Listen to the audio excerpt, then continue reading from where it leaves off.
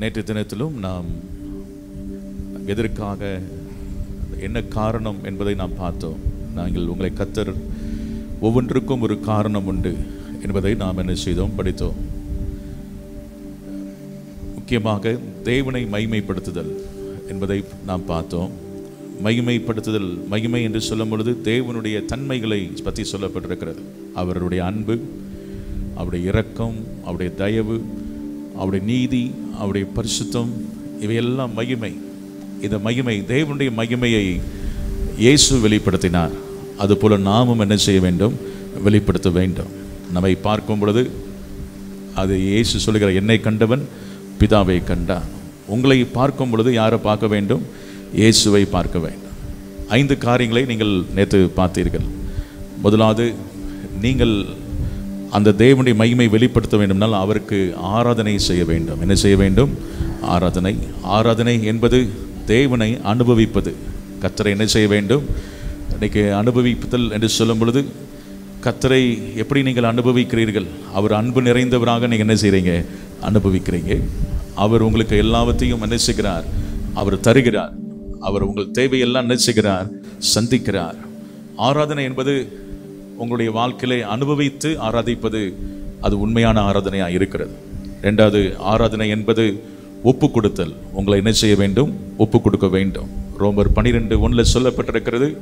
அன்றியும் அங்கே சொல்லப்பட்டிருக்கிறது, ஜீவ பலியா என்ன செய்யுங்கள், உங்களை ஒப்பு கொடுங்கள். இதுவே நீங்கள் செய்யத்தக்க புத்தியுள்ள ஆராதனை. ஆண்டவருக்கு ஒப்பு கொடுத்து ஆராதிப்பது ஒரு நல்லமான காரியமாக இருக்கிறது. 2வது, தேவனை மகிமைப்படுத்துவது என்பது மற்ற விசுவாசிகளிடத்தில் நாம் என்ன செய்ய வேண்டும், அன்பு கூற வேண்டும். எத்தனை பேர் சபைக்கு வருகிற எல்லா விசுவாசிகளிடத்திலும் அன்பு கூறுறீங்க? நல்ல கரங்களை வைத்து ஒரு அலையிலையா சொல்லுவோமா? சிலரை மட்டும் பிடிக்காது பாஸ்டர் அப்படின்னு சொன்னால் அது சரியான ஒரு காரியம் அல்ல. எல்லாரையும் என்ன செய்யணும், நேசிக்கணும்.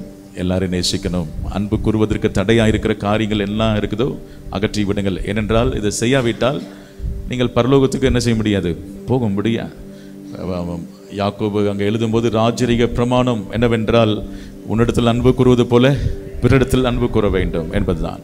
அன்பு கூறுவதற்கு அது மூலமாய் தேவனை மகிமைப்படுத்துகிறோம். இயேசு சொல்லுகிறார், இதனால் என்னுடைய சீசல் என்று எல்லாரும் என்ன செய்வார்கள், அறிந்து கொள்வார்கள். நீங்கள் ஒருவரை ஒருவர் நேசிப்பதனாலே இதனாலே என்னுடைய சீஷர் என்று எல்லாரும் என்ன செய்வார்கள்.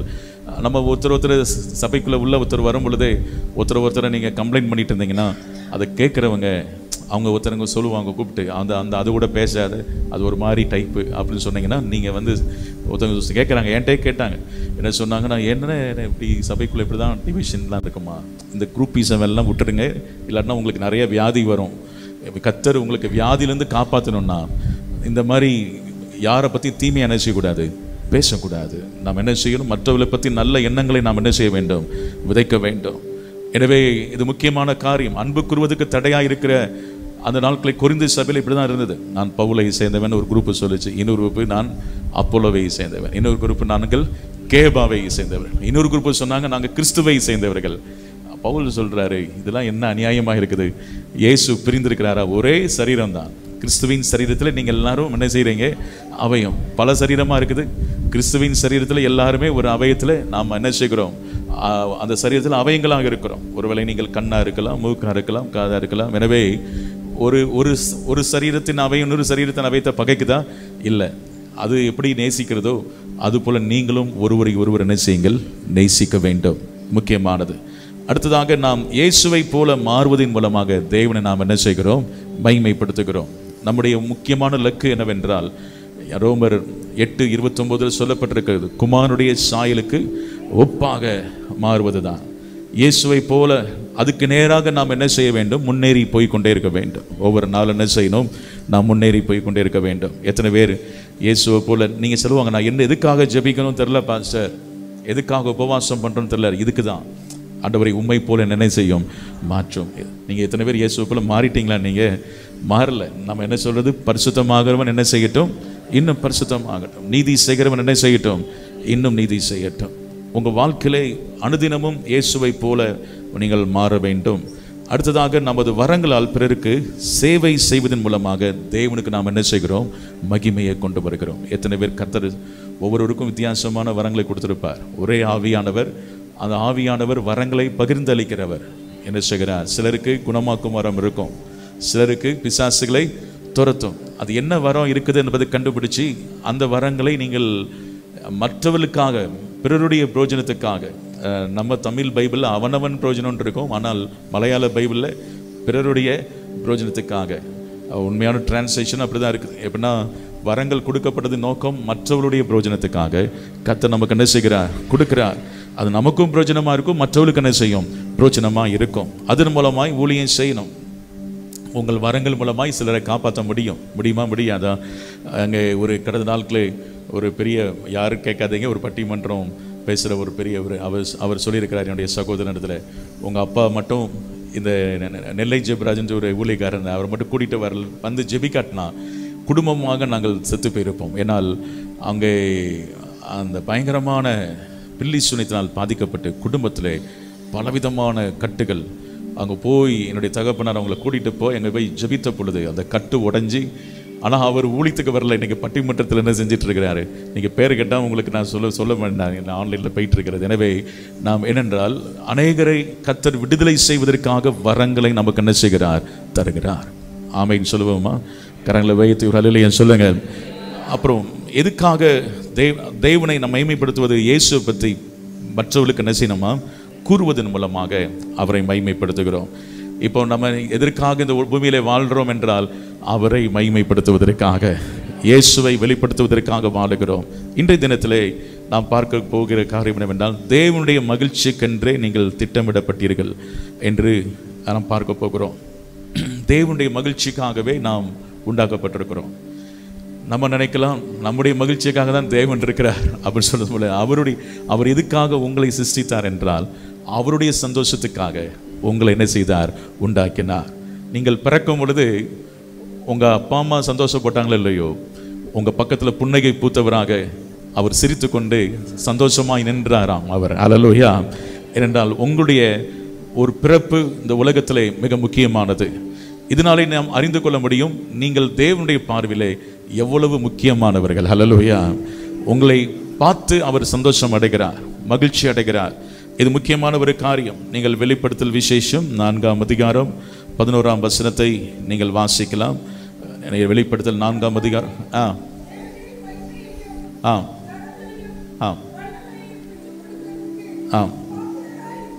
பாத்திரா இருக்கிறீர்.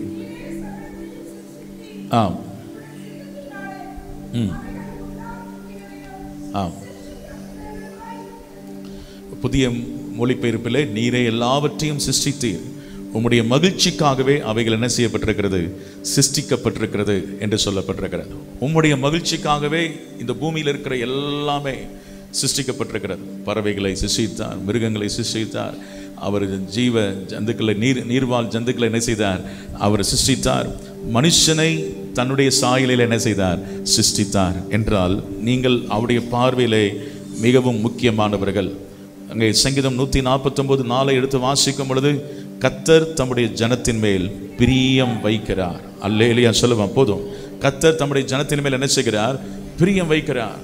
அவர் உங்கள் மேலே பிரியம் வைத்து அவருடைய மகிழ்ச்சிக்காக நீங்கள் சிருஷ்டிக்கப்பட்டிருக்கிறீர்கள் என்பதை அறிந்து கொள்ளும் பொழுது நமக்கும் ஒரு பெரிய சந்தோஷம் உண்டாகிறது. ஆமைன்னு சொல்லுவோமா? உங்களுடைய ஒவ்வொரு காரியங்களையும் கண்டு, எப்படி சின்ன பெற்றோர்கள் பாருங்கள், தங்களுடைய பிள்ளைகள் பிறந்த உடனேயும் அது கொஞ்சம் குப்புறப்படுத்தனையும் சந்தோஷப்படுவாங்க. அப்புறம் என்ன பண்ணுவாங்க, அது தவுளும் பொழுது என்ன செய்வாங்க, சந்தோஷப்படுவாங்க, சொல்லுவாங்க அது அவங்க தவுண்டு போகுது அப்படின்னு சொல்லுவாங்க. அதுக்கப்புறம் என்னது பண்ணுவோம், அது எழுந்து நிற்கும் பொழுது அது நின்றுச்சு அப்படின்னு சொல்லி சந்தோஷம்.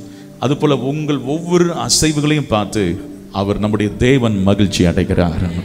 எத்தனை பேர் விசுவாசிக்கிறீங்க? அவர் உங்கள் மேலே அவர் வெறுப்புள்ளவர் அல்ல, கசப்புள்ளவர் அல்ல. உங்களை பார்த்து அவர் ரசித்து சிரிக்கிறவர். கரல வைத்து ஆமைன்னு சொல்லுவேமா? இந்த மகிழ்ச்சி, நீங்கள் தேவனுடைய பிள்ளை ஏனென்றால் நீங்கள் ஒவ்வொரு நாளும் அவருக்குள் மகிழ்ந்திருக்கும்படியாக நீங்கள் அறிந்து கொள்ள வேண்டும், கர்த்தர் என் மேலே பிரியமாயிருக்கிறார். ஹல்லேலூயா. பிசாசு தவறான காரியங்களை உங்களுக்கு சொல்லிக் கொடுத்து ஆண்டவர் உன்னை நேசிக்கவில்லை என்று சொன்னால் நீங்கள் அதை நம்பாதீங்கன்னு சொல்லுங்கள். கர்த்தர் என்னை நேசிக்கிறார். தேவனுக்கு பாருங்கள், அவருக்கும் உணர்ச்சிகள்லாம் இருக்கிறது. தேவன் அதுபோல நமக்கும் தேவன் கொடுத்திருக்கிற பெரிய ஈவுகளில் ஒன்று மகிழ்ச்சியை அனுபவிக்கும் திறனை கொடுத்திருக்கிறாரா? என்னது? ஐம்புலன்களை கொடுத்திருக்கிறார், உணர்வுகளை கொடுத்திருக்கிறார். அது மாத்திரமல்ல, அங்கே அனுபவிக்கும்படி உணர்வுகளை கொடுத்திருக்கிறார்.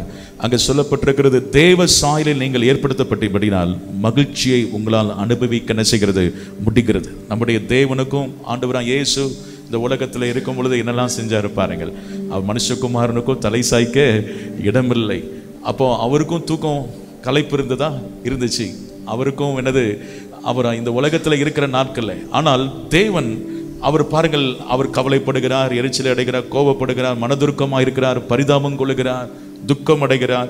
இவையெல்லாம் பார்க்கும் பொழுது நம்மை போலவே அவர் இருக்கிறார், அவரை போல நம்ம என்ன செய்கிறோம், இருக்கிறோம் என்பதை அறிந்து கொள்ளும் பொழுது தேவன் நமக்கு தூரமானவர் அல்ல, அவரை போலவே நாம் சிருஷ்டிக்கப்பட்டவர்கள். கரங்களை வைத்து ஆமென் சொல்லுவோமா? அவருடைய சாயலிலே நாம் சிருஷ்டிக்கப்பட்டிருக்கிறோம் என்பதை நீங்கள் அறிந்து நீங்கள் மகிழ்ச்சி கொள்ள வேண்டும். இந்த உலகத்தில் இருக்கிற எல்லா படைப்பிலும் மகுடமாக, அங்கே மிகவும் சிறப்பாக கர்த்தர் மனுஷனை சிருஷ்டித்திருக்கிறார். அவனை கனத்தினாலும் மகிமையினாலும் என்ன செய்திருக்கிறார், முடி சுட்டி இருக்கிறார். இது ஆண்டவருடைய மகிழ்ச்சியின் வெளிப்பாடை என்ன செய்கிறது, காட்டுகிறது. எந்த அளவுக்கு உங்களுக்கு ஞானத்தை கர்த்தர் கொடுத்து எல்லாவற்றையும் ஆளுகை செய்வதற்கு ஞானம், எல்லாவற்றையும் அப்படி என்றால் கர்த்தர் உங்கள் மேலே எந்த அளவுக்கு பிரியமா இருக்கிறார் என்பதை அறிந்து கொள்ள முடியாது. சரி, தேவனுக்கு இந்த மகிழ்ச்சியை கொண்டு வருவது என்ன என்பதை நீங்கள் அறிந்து கொள்ள வேண்டும். நம்முடைய வாழ்விலே நாம் நினைக்கிறோம், எனக்கு என்ன மகிழ்ச்சி கிடைக்கும் என்பதை விட என்னை உண்டாக்கின தேவனுக்கு மகிழ்ச்சியை கொண்டு வருவது என்ன என்பதை பார்க்கும் பொழுது ஒரே ஒரு காரியம்தான். அதில் அவருக்கு ரொம்ப முக்கியமான ஒரு காரியம், மகிழ்ச்சியை கொண்டு வர ஆராதனை. ஆராதனை தான் அவருக்கு என்ன செய்கிறது, மகிழ்ச்சியை கொண்டு வருகிறது. தம்மை ஆராதித்து தமது அன்பை நம்புகிறவர்கள் மேல் மட்டுமே கர்த்தர் மகிழ்ச்சியாயிருக்கிறார். ஆராதனை என்பது தேவனை நம்புவதை காட்டுகிறது. உம்மை நம்புகிறேன் ஆண்டவரே, அவரை பாருங்கள், அவர் மேலே அன்பு காட்டுவதை இது காட்டுகிறது. உம்மை நாங்கள் நேசிக்கிறோம் என்பதை காட்டுகிறது. எனவே இந்த ஆராதனை என்று சொல்லி நீங்கள் பார்க்கும் பொழுது இது தேவனோடு உள்ள ஒரு தொடர்பை காட்டுகிறது. தேவனோடு உள்ள தொடர்பு. இயற்கையாகவே ஒரு ஏக்கம் நமக்குள்ள இருக்கிறது. என்ன ஏக்கம் என்றால், அவரோடு கூட பேசணும், அவரோடு கூட இருக்க வேண்டும், அவரை அறிந்து கொள்ள வேண்டும் என்ற ஒரு வாஞ்சை நமக்குள்ள என்ன செய்கிறது, இயற்கையாகவே ஏற்படுத்தப்பட்டிருக்கிறது. இதை சத்துரு தவறாக பயன்படுத்தி அவன் பக்கம் என்ன செஞ்சிடறான், திருப்பிடுறான், வேற ஏதோ பக்கம் கொண்டு போயிடுறான். அவங்க அது விக்கிரகங்கள் பக்கமாக என்ன செய்கிறான், கொண்டு போயிடுறான். ஆனால் உண்மையாகவே அவர் நம்மை நேசிக்கிறார். அவரோடு, தேவனோடு ஆராதனை என்பது தேவனோடு உள்ள தொடர்பை காட்டுகிறது. வேதம் சொல்லுகிறது, பிதாவை தொழுது கொள்கிற காலம் என்ன இருக்கிறது, எங்கும் வந்திருக்கிறது என்று கர்த்தர் சொல்லுகிறார். யோவான் எழுதின சுவிசேஷம் 4ஆம் அதிகாரம் 23ஆம் வசனத்தை நீங்கள் வாசிங்கள். யோவான் 4ஆம் அதிகாரம் 23ஆம் வசனம். பிதாவை தொழுது கொள்கிற காலம் எங்கும் வந்திருக்கிறது. ஆனால் அவரை தொழுது கொள்கிற எப்படி தொழுது கொள்ள வேண்டும், ஆவியோடும் உண்மையோடும் என்ன செய்ய வேண்டும், தொழுது கொள்ள வேண்டும். இன்றைக்கு நம்முடைய ஆராதனை என்று சொல்லும் பொழுது இது ஒரு வாழ்க்கை முறை என்று சொல்லப்பட்டிருக்கிறது. அது இசையை விட ஆராதனை மேற்பட்டதாக நினைச்சுகிறது, காணப்படுகிறது. சில நேரத்தில் சொல்லுவோம், ஆராதனைனா என்ன நம்ம நினைக்கிறோம், இப்போ ஃபஸ்ட்டு பாடல் ஆராதனைலாம் முடிஞ்சிச்சு, இப்போ பிரசங்க வேலை அப்படின்னு சொல்கிறோம்ல, கரெக்டாக அது சொல்கிறது. நம்ம இப்போ ஆராதனை முடிந்து விட்டது, பாட்டு பாடி எல்லாம் கைகளை வைத்துங்கள், ஸ்தோத்திரம் பண்ணுங்கள், 2-3 பாட்டை பாடுறோம், இசையெல்லாம் வாசித்து பாட்ட பிறகு ஆராதனை முடிந்து விட்டது, இப்பொழுது பிரசங்க வேலை அப்படின்னு சொல்லுகிறோம். இப்பொழுது அறிவிப்பு, இப்பொழுது கர்த்தருக்கு காணிக்கை கொடுக்கிற வேலை வந்து விட்டது. நான் சொல்கிறது கரெக்டாக இந்த ஆர்டரு? இல்லை, தப்பு. என்னென்றால் ஆராதனை என்பது ஆரம்ப ஜெபத்தில் முதல் முடிவு ஜெபம் வரை ஆராதனை தான். அதில் வந்து 6 ஜெபமாக இருக்கட்டும், அதில் அறிவிப்பாக இருக்கட்டும், கர்த்தருக்கு கொடுப்பதாக இருக்கட்டும், அதில் பிரசங்கமாக இருக்கட்டும், எல்லாமே ஆராதனை என்பதை நீங்கள் என்ன செய்ய வேண்டும், அறிந்து கொள்ள வேண்டும். நாம் நினைத்துக் கொள்கிறோம் பாடல் பாடுவது மாத்திரம்தான் ஆராதனை அல்ல. அங்கே பாருங்கள், அங்கே சொல்லப்படும் ஜெபித்தல், வேத வாசித்தல், வேத பாடம் வாசித்தல், பாடுதல், பாவரிக்கை செய்தல், தியான வேலை, பிரசங்கம் கேட்டல் மற்றும் அங்கே ஞானஸ்நானம், திருவிருந்து, எல்லாமே ஆராதனை தான். கரங்களை வைத்து ஆமென் சொல்லுவோமா? முடிந்த பிறகு ஒருவருக்கு ஒரு கை கொடுக்குறீங்களே, அதுவும் ஆராதனை தான். அப்போ இந்த ஆராதனையில் இது எல்லாமே இருக்கிறது. அப்போ நம்ம நினைச்சுக்கிட்டோம் பாடல் தான் ஆராதனை அல்ல, வாழ்க்கை முறை. ஆராதனை என்பது என்னது, வாழ்க்கை முறை.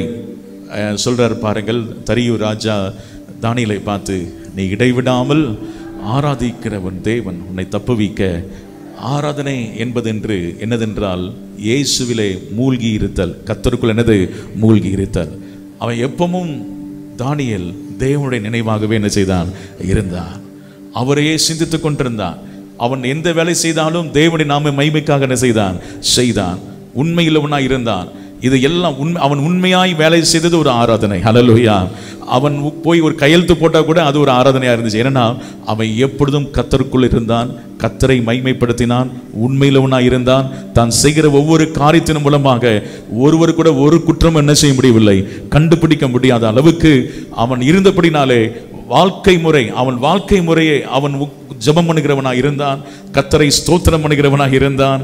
அவன் எல்லா காரியத்திலும் அவன் எந்த வேலை கொடுத்தாலும் அதுல உத்தமமாக செய்த பொழுது அவன் சொல்லுகிறான், இடைவிடாமல் ஆராதிக்கிற உன் தேவன் உன்னை தப்பு வைக்க எப்படிப்படுவராக இருக்கிறார்? வல்லவராக இருக்கிறார். கரங்களை வைத்து ஒரு அல்லேலூயா சொல்லுவேமா? அப்போ நீங்க உங்க வாழ்க்கையிலே ஆராதனை என்பது எல்லா காரியத்திலும் காட்ட வேண்டும் என்று கர்த்தர் விரும்புகிறார். சமைக்கும் போது அதுவும் ஒரு ஆராதனையாக நீங்கள் உண்மையாகவே ஜெபம் பண்ணி ஸ்தோத்திரம் பண்ணி சமைக்கும் பொழுது அதன் மூலமாக தேவனுடைய நாமம் என்ன செய்யும்? மகிமைப்படும். ஆராதனை என்று சொல்லும் பொழுது பாருங்கள், இங்கே நீங்கள் அது உங்களுடைய நன்மைக்காக நாம் நினைக்கிறோம். சிலர் சொல்லுவாங்க ஆராதனை என்பது பெற்றுக்கொள்வதல்ல.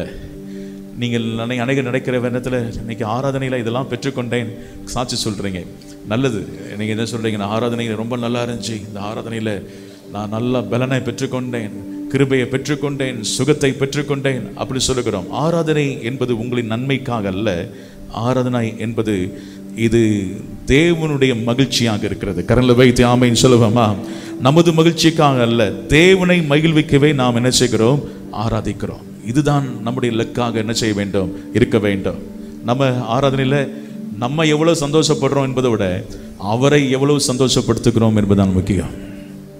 ஆமென் சொல்லுவோமா? ஹல்லேலூயா. நம்ம தப்பா நினைச்சிட்டோம், அவர் என்னைய சந்தோஷப்படுத்திட்டு போட்டோம். ஆனால் உண்மையான ஆராதனை என்னவென்றால் அவரை நாம் என்ன செய்கிறோம்? சந்தோஷப்படுத்துவது, அவரை மகிழ்ச்சி அடைய செய்வது. இதுதான் ஆராதனை. பாருங்கள், இன்றைக்கு ஆராதனை வேலையில நான் எதுவுமே பெற்றுக்கொள்ளவில்லை அப்படின்னு சொல்லக்கூடாது. என்னவென்றால் உங்களுடைய அந்த துதியின் மூலமாக, உங்களுடைய கைகள் மூலமாக, உங்களுடைய உடல் அசைவுகள் மூலமாக, நீங்கள் நடந்து கொள்கிற சில காரியத்தின் மூலமாக தேவன் மிகவும் சந்தோஷம் அடைகிறார். கரங்களை வைத்து ஆமென் சொல்லுவோமா?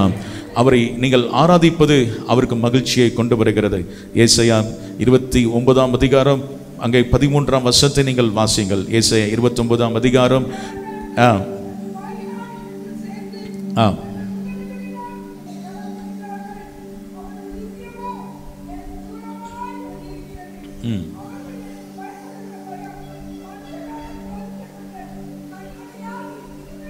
கவனிங்கள். ஆராதனை என்பது அது வெளிப்படையான காரியம் அல்ல. ஆராதனை என்பது இருதயம் சம்பந்தமானது. கரங்களை வைத்து ஆமென் சொல்லுவோமா? உங்கள் இருதயம் எங்கே இருக்குதான் கர்த்தர் பார்க்கிறார். நீங்கள் பாடல் பாடும் பொழுது, கர்த்தரை ஆராதிக்கும் பொழுது உங்கள் இருதயம் எங்கே இருக்கிறது என்பது கர்த்தர் பார்க்கிறார். இங்கே ஜனங்களுடைய இருதயம் வாயினாலே என்னிடமா என்ன செய்யறாங்க? சேர்றாங்க. ஆனா உதடுகளெல்லாம் என்ன செய்யறாங்க? கனம் பண்றாங்க. ஆனா அவங்க உள்ளமோ எனக்கு எப்படி இருக்கிறது? தூரமா இருக்கிறது என்று ஆண்டவர் சொல்றார்.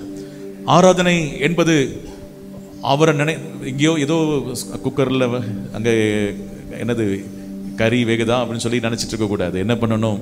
இங்கே உள்ளத்தில் இங்கே ஆராதிக்கும் போது அவரை என்ன செய்யணும்? நினைத்து, அவரை அனுபவித்து, அவரை என்ன செய்யணும்? ருசி பார்த்து நீங்கள் என்ன செய்ய வேண்டும்? கர்த்தரை வாயினால் என்ன செய்யணும்? துதிக்கும் பொழுது அந்த ஆராதனையை கர்த்தர் ஏற்றுக்கொள்ளுகிறார். ஆமென் சொல்லுவோமா? உள்ளத்தில் ஒரு நினைவை வச்சுக்கிட்டு வெளியில் வாயில் மட்டும் நிறைய பேருக்கு பாட்டுலாம் வரும், நல்ல பாட்டுலாம் வரும், நிறைய பாட்டு பாடு, உங்களை பாட சொன்னால் நிறைய பாட்டு பாடிட்டே இருப்பீங்க. ஆனால் உங்கள் இருதயம் எங்கே இருக்குது? தூரமாக இருக்குது. அதை கர்த்தர் பார்த்து என்ன செய்கிறார்? வேதனை அடைகிறார். ஆராதனை உங்கள் வாழ்க்கையின் ஒரு பகுதி. பாருங்கள், அந்த அந்த ஒரு அங்கு அந்த ஆராதனை அதுவே உங்கள் வாழ்க்கை. அது ஒரு வாழ்க்கையின் ஒரு பகுதி அல்ல, அதுவே உங்களுடைய. எனவே நீங்கள் இடைவிடாமல் ஆராதிக்க வேண்டும். பாருங்கள், சூரியன் உதித்தது முதல் அஸ்தமாகும் வரை நாம் என்ன செய்ய வேண்டும்? ஆராதிக்க வேண்டும். எனவேதான் தாவீது சொல்கிறான், கர்த்தரை நான் எக்காலத்திலும் என்ன செய்வேன்? ஸ்தோத்திரிப்பேன், அவர் துதி எப்பொழுதும் என் வாயில் இருக்கும் என்று தாவீது சொல்கிறார். இந்த ஆராதனை உங்கள் வாழ்க்கையிலே, அன்றாட வாழ்க்கையிலே அது பெருக வேண்டும் என்றால் இயேசுவின் அன்பிலே நீங்கள் மூழ்கி இருக்க வேண்டும். கரங்களை வைத்து ஆமென் சொல்லுவோமா? எத்தனை பேர் ஆண்டவராக இயேசுவை அவர் பாருங்கள், சிலர் யாராவது ஒருத்தங்க நேசித்தாங்கன்னா, அவர் எழுதியிருக்கிறார், அவர் ஆரம்ப நாட்களில் அவங்க மனைவி அந்த கல்யாண புதுசில் எப்போ பார்த்தாலும் அப்படி தான் எண்ணம் இருக்கும். மனைவி குறித்த சிந்தனையாக இருக்கும், புருஷனை குறித்த சிந்தனையாக இருக்கும்.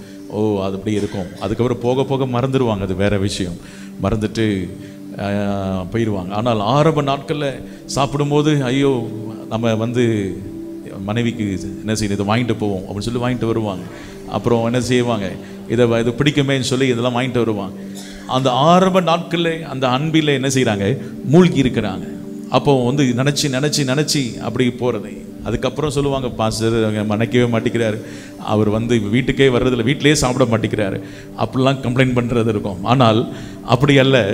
இந்த ஆராதனை என்பது இயேசுவின் அன்பிலே அப்படி மூழ்கி இருக்கணுமா, எல்லாம் எப்பொழுதும் அவருடைய நினைவாகவே இருந்து எதை செய்தாலும் அவருக்காக, அவருடைய நாம மகிமைக்காக நீங்கள் செய்யும் பொழுது ஆண்டவர் உங்கள் மேலே பிரியமாயிருக்கிறார். எனவே நான் தேவனுடைய மகிழ்ச்சிக்காக திட்டமிடப்பட்டிருக்கிறேன். எத்தனை பேர் அதை விசுவாசிக்கிறீங்க? ஆண்டுடைய மகிழ்ச்சிக்காக கர்த்தர், நீங்கள் இன்னைக்கு சொல்லுங்கள், கர்த்தர் என் மேலே பிரியம் வைத்திருக்கிறார். அல்லேலூயா. நான் தேவனுடைய பார்வையிலே முக்கியமானவனாக நேசிக்கிறேன் இருக்கிறேன் என்பதை அறிந்து கொள்ளுங்கள். உங்களுடைய வாழ்க்கையிலே நீங்கள் எதை செய்தாலும் இயேசுவுக்காக செய்வது போல நீங்கள் செய்ய வேண்டும். அப்படி செய்யும் பொழுது நிச்சயமாகவே நீங்கள் உங்கள் வாழ்க்கையிலே ஒவ்வொரு முறையிலும் தேவனை என்ன செய்ய முடியும், ஆராதிக்க முடியும். அதன் மூலமாக அநேகர் தரியு சாட்சி சொன்னது போல, நீ இடைவிடாமல் ஆராதிக்கிற உன் தேவன் என்று சொல்லும் பொழுது அப்படிப்பட்ட ஒரு கிருபைகளை கர்த்தர் உங்களுக்கு என்ன செய்வாராக, தருவாராக. எல்லாரும் கண்களை மூடி, ஆண்டவரே நாங்கள் உம்மை இடைவிடாமல் ஆராதிக்க எங்களுக்கு கிருபை தாரும், நாங்கள் தேவனுடைய மகிழ்ச்சிக்கென்று திட்டமிடப்பட்டிருக்கிறோம் என்று சொல்லி ஒப்பு கொடுத்து ஜெபம் பண்ணுவோம். எல்லாரும் வலது கரங்களை வைத்து, இயேசுவே உமக்கு ஸ்தோத்திரம் ஆண்டவரே, ஸ்தோத்திரம் ஆண்டவரே, ஹல்லேலூயா, உமக்கு ஸ்தோத்திரம் ஸ்தோத்திரம் ஸ்தோத்திரம். அவருடைய பிரியத்திற்காக நாம் வாழுகிறோம், அவருக்கு நாம் முக்கியமானவர்களாக இருக்கிறோம். உமக்கு ஸ்தோத்திரம் ஆண்டவரே. ஆராதனை என்பது நம்முடைய மகிழ்ச்சி அல்ல, நமது மகிழ்ச்சிக்காக அல்ல, தேவனை மகிழ்விக்கவே நாம் ஆராதிக்கிறோம். எத்தனை பேர் அப்படி உண்மையான ஒரு ஆராதனையை நான் செய்ய வேண்டும் என்று விரும்புகிறவர்கள் நல்ல வலது கரங்களை வைத்து, ஆண்டவரே என்னுடைய மகிழ்ச்சிக்காக ஆராதனை அல்ல, தேவனுடைய மகிழ்ச்சிக்காகவே ஆராதனை. அதற்காகவே கர்த்தர், என் ஜனங்கள் என் துதியை சொல்லி வருவார்கள், இதற்கென்றே நான் ஏற்படுத்தினேன் என்று கர்த்தர் சொல்லுகிறார். எல்லாரும் வலது கரங்களை வைத்து சொல்லுங்கள், ஆண்டவரே உம்முடைய துதியை சொல்லி வரும்படியாக, உம்மை ஆராதிக்கும்படியாக எங்களுக்கு ஆண்டவரே கிருபை தருவீராக. அந்த ஆராதனையின் அபிஷேகம் எங்கள் மேல இறங்கி வருவதாக, அந்த கிருபைகள் வருவதாக. அந்த அதிகாலையிலே உம்முடைய கிருபைகளுக்காக நாங்கள் துதிக்கிறோம் ஆண்டவரே, நன்றியோடுமை ஸ்தோத்திரிக்கிறோம். பரிசுத்தரே நன்றியோடுமை துதிக்கிறோம். எப்படி நீங்கள் கர்த்தரை அனுபவிக்கிறீங்களோ ஒரு 2 நிமிஷம் நல்ல கரங்களை வைத்து நல்ல நீங்கள் ஆராதிக்க ஆரம்பிங்க.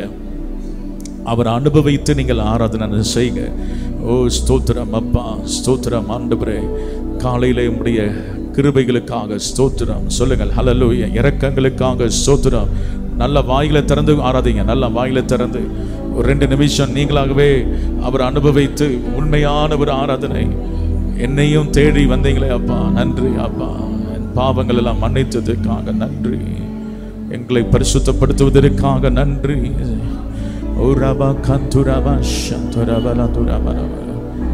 பரலோக தேவனே உமக்கு ஸ்தோத்திரம். நீர் எங்கள் மேல் மகிழ்ச்சியாய் இருப்பதற்காக நன்றி.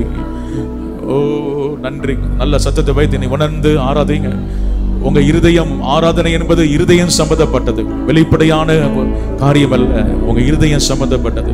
உங்க இருதயம் கர்த்தரோடு இருக்க வேண்டும், இயேசுவின் அன்பில் மூழ்கி இருக்க வேண்டும். அதுதான் ஆராதனை. சொல்லுங்கள், ஆராதிக்கிறோம் ஏசப்பா. ராஜா உமக்கு ஸ்தோத்திரம். ரீபா கபஹா துரமா சந்தரா துயாந்துரமா. உம்முடைய அன்பு ஆண்டவரே அந்த எங்களை கைவிடவே இல்லையப்பா, உமக்கு ஸ்தோத்திரம். எங்களை நாங்கள் நிலைநிறுப்பது உம்முடைய அன்புதான் ஆண்டவரே. உம்முடைய கரந்தா எங்களை கடந்து பிடித்து நிறுத்தி வைத்திருக்கிறது. நாங்கள் கீழே விழாமல் இருப்பது உம்முடைய சுத்த கிருபை.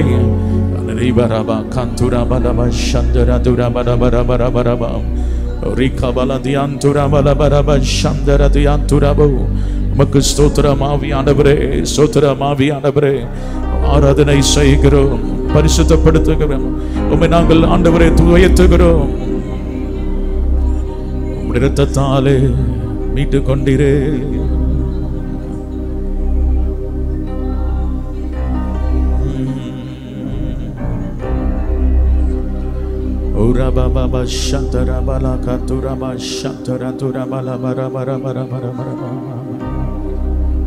Ori kantura malama shantara dura malabara mara mara mara mara. Oh, hallelujah. உம்மை முழு உள்ளத்தோடு ஆராதிப்பே, முழு பலத்தோடு அன்பு கூறுவே. ஆராதனை ஆராதனை ஆராதனை ஆராதனை ஆராதனை ஆராதனை ஆராதனை ஆராதனை அன்பு கூறுவே இன்னும் அதிகமா ஆராதிப்பே இன்னும் ஆர்வமா அன்பு கூறுவே இன்னும் ஆராதிப்பே இன்னும் ஆர்வமா உம்மை முழு உள்ளத்தோடு ஆராதிப்பே முழு பலத்தோடு அன்பு கூறுவே. ஆராதனை ஆராதனை ஆராதனை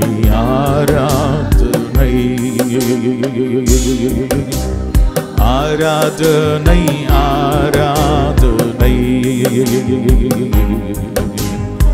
ஆராதனை ஆராதனை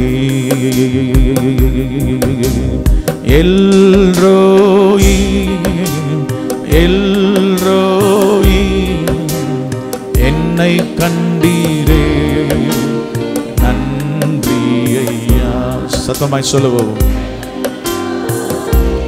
ஆமே. எல்ரோயி என்னை கண்டீரே நன்றி ஐயா. நன்றி ஐயா என்னை கண்டீரே நன்றி ஐயா. உம்மை முழு உள்ளத்தோ ஆராதிப்பே முழு பலத்தோடு அன்பு கூறுவே. ஆராதனை ஆராதனை ஆராதனை ஆராதனை